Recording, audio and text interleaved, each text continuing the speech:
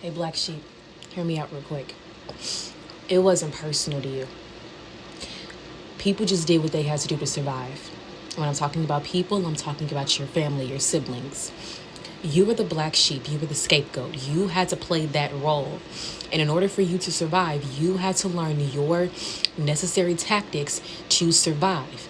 You had to stay very observant, very hypervigilant, stay several steps ahead of everyone else because you had to brace yourself for any type of attack that they were going to send your way. The same way that you had to survive and you learned certain tactics that you picked up is the same exact way that your siblings learned how to survive. For example, the golden child. The golden child learned how to survive by being compliant, by being complacent, by not being their full, true, authentic self, but being a watered down version of themselves that the parent admires and loves and appreciates, cherishes and values, and they have to uphold that version of themselves so that they do not catch the wrath of their parent. You following me? They had to play that certain role. They had to be that way.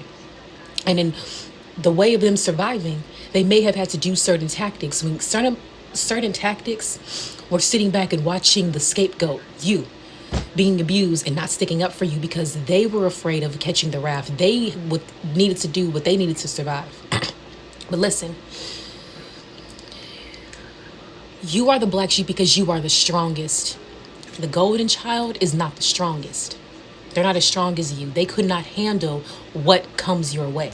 The same exact energy that they throw on you, the golden child couldn't handle it. That's why it was out of fear. It's like pick the lesser two evils. They can either stick up and defend their sibling and possibly catch the wrath too, or they could just sit back and ignore and watch this happen and be safe. They chose safety. They chose security over doing the right thing. They chose safety and survival over righteousness.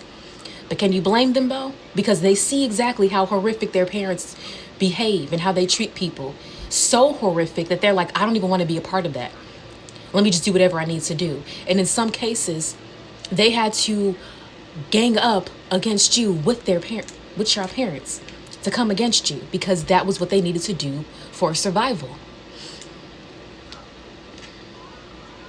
It wasn't that your siblings really truly just did this on purpose. They did it because they felt obligated. They did it because they needed to survive. You all picked up so many different survival techniques in that household.